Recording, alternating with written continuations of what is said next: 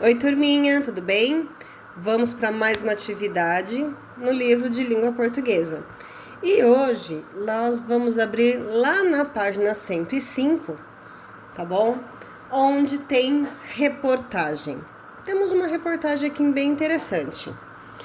Leiam juntos mais uma reportagem. Observem as partes dela e o assunto principal. Depois conversem. Que relação esse texto tem com a reportagem do jornal Joca? Pro, qual que é o jornal Joca, mesmo que eu já nem lembro mais? Vamos voltar aqui no jornal do Joca. Cadê o jornal do Joca? Que ele tá lá. Ele fala sobre alimentos. Vai mais um pouquinho aqui. Achei. Cadê? O jornal do Joca, que tem aqui, ó, para quem não lembra, na página 80, tá bom? Então lembra que tinha lá sobre o desperdício, a produção de alimentos é suficiente, mas ainda tem fome, né? Então a gente vai fazer essa comparação. Vamos ler junto comigo? Acompanha junto comigo a leitura dessa reportagem. Por que temos que de comer? Existem muitas razões para você não torcer mais o nariz diante de um prato de comida. Mas vamos combinar que é comida saudável, tá, gente?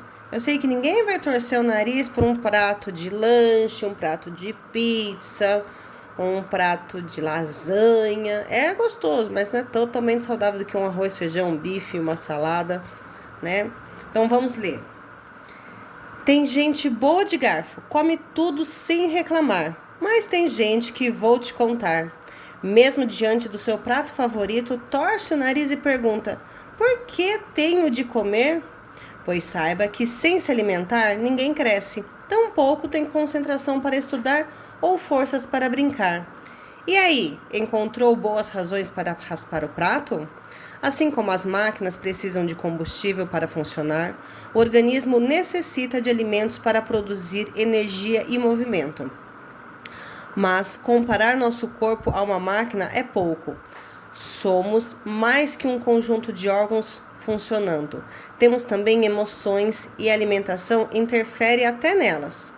Bem alimentados, somos mais dispostos, temos mais interesse em trocar experiências com os outros, somos capazes de pensar melhor sobre o que acontece nas nossas vidas, somos até mais bem-humorados. Já em pessoas com alimentação deficiente, né, com pouca alimentação, é comum desânimo, até mesmo certa tristeza. A quantidade de alimentos necessária para cada um de nós depende de fatores como sexo, idade e atividade física, né?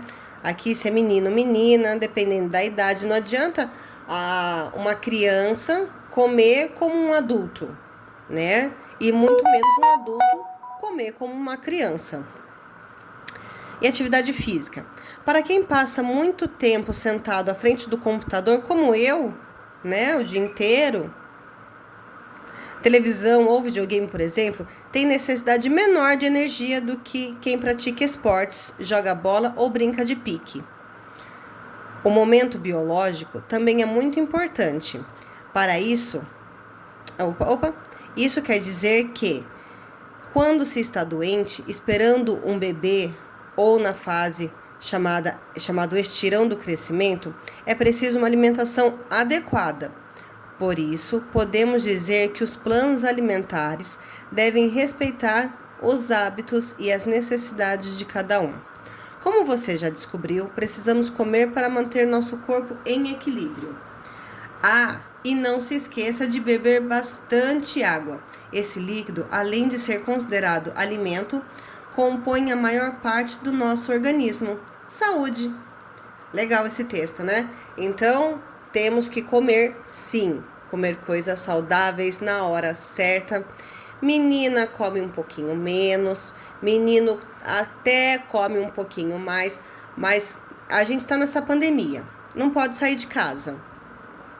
A gente tem que ficar ou na frente do computador, ou na frente da televisão, ou no videogame. Não precisa comer muito, não. Agora, quem pratica esportes, faz corrida, anda de bicicleta, muitos quilômetros, né, faz competição, aí tem que se alimentar um pouquinho mais para poder gastar essa energia. Não adianta nada a gente comer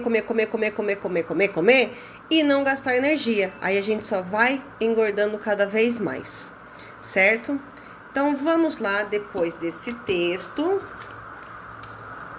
né, a gente vai comentar primeiro sobre ele, né, sobre essa reportagem e a do Joca, né? A do Joca, quando a gente viu lá na página 80, deixa eu voltar aqui, tinha mais, né, questões formais, né? As informações eram mais formais, né? Tem aqui, ó. Não, é aqui mesmo. Então tem aqui a notícia falando coisas mais formais, né? Colocando o menino de exemplo sobre refugiados, produção de alimentos suficiente, mas ainda há fome. E aí aqui tem toda a reportagem escrita com muito cuidado para quem vai ler, né? E já aqui no texto, nessa outra reportagem, Porque Temos que Comer, ela está um pouco mais informal, né? Está um pouco mais alegre de se ler, né? Dá para entender um pouquinho mais. É como se a gente estivesse conversando com a gente, o texto, tá bom? E aí, agora nós vamos partir para a parte da gramática, onde a gente vai estudar as palavras, a tonicidade delas. O que é tonicidade? Né? Olha só. É quando ela é mais forte, né? É pronunciada a sílaba com mais intensidade. Então vamos ver aqui. Vocês já aprenderam isso, a gente só vai recordar. Releia este parágrafo da reportagem. Por que temos de comer? Observando as palavras em destaque. Bem alimentados, somos mais dispostos, temos mais interesse em trocar experiências com os outros. Somos capazes de pensar melhor sobre o que acontece nas nossas vidas. Somos até mais bem-humorados. Já em pessoas com alimentação deficiente, é comum o desânimo, até mesmo certa tristeza. Leia em voz alta as palavras do quadro. Melhor, até, comum. Em cada palavra, que sílaba foi pronunciada com mais intensidade? Bom, ela tá aqui, né? Exposta de outra cor, que é a última sílaba, né? Então, ó, comum. Se a gente for separar as sílabas, tá? Melhor, até, comum. Então, qual foi a sílaba pronunciada com mais intensidade? A última sílaba, tá bom? Vocês podem até colocar aqui já depois da resposta. Na letra B, leia. A sílaba pronunciada com mais intensidade é chamada de sílaba tônica da palavra. As sílabas que foram destacadas nas palavras do item A são as sílabas tônicas. Porém, somente uma delas tem acento, ou seja, o acento está sinalizado na palavra escrita. Qual é esta palavra? Essa aqui tá muito fácil, vai. Ó, só olhar aqui qual é a palavra que está acentuada. A maioria de vocês, escreve muito aqui, ó, esta. Mas, na frase que vocês escrevem, o sentido é está, né? Então, vocês esquecem sempre de acentuar essa linda palavrinha aqui. Então, próxima vez, vocês prestem mais atenção também, viu? Para classificar uma palavra quanto à sua sílaba tônica, devemos contar as sílabas, começando sempre do fim. Veja, somos capazes, interesse. Então, tá vendo? Ó, estão separadas as sílabas.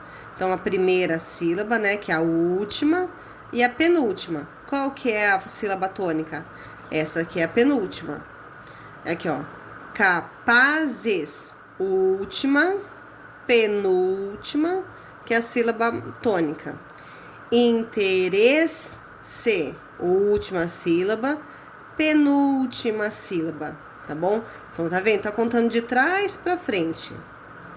Percebeu que nesses exemplos a sílaba tônica caiu sempre na penúltima sílaba? Em língua portuguesa, a sílaba tônica pode ser a última, a penúltima ou a antepenúltima sílaba da palavra, tá bom? Aí nós vamos vir na página de mais atividades. Leia em voz alta as seguintes palavras e observe qual é a sílaba tônica de cada uma delas. Então, olha lá. Desânimo. Acontece. Certa. Então, olha só. Última, penúltima, antepenúltima. Essa antepenúltima aqui está acentuada. Todas as palavras que têm a antepenúltima sílaba acentuada, ela é uma proparoxítona, tá bom? Aí tem acontece, penúltima sílaba tônica. E aqui também a penúltima sílaba, ela é mais forte. Agora leia essas palavras e circule a sílaba tônica em cada uma delas. Estranha, ideia, seria, vassoura, veja.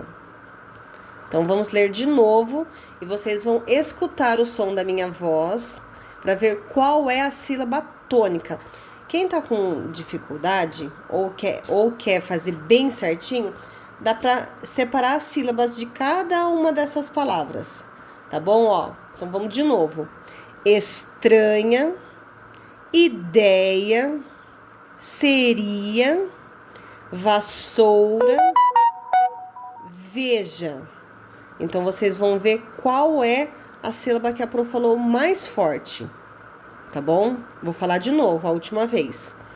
Estranha, ideia, seria, vassoura, veja. Aí vocês vão circular qual é a sílaba tônica, tá bom? Qual é a sílaba mais forte. Dependendo da posição da sílaba tônica, a palavra recebe uma classificação. Veja, até é a última sílaba tônica, ela é uma oxítona. Tá vendo como vocês já viram? Ah, professora, agora eu sei o que é a tonicidade da sílaba. São as paroxítonas, as oxítonas e as proparoxítonas. Olha só outra palavra. Capazes. Então, a penúltima sílaba é a mais forte, ela é classificada por paroxítona. Desânimo, a antepenúltima sílaba lá, última, penúltima, antepenúltima, ela é proparoxítona. Vamos só lembrar que pega a dica da Pro, que toda proparoxítona, vou até escrever, ó. Todas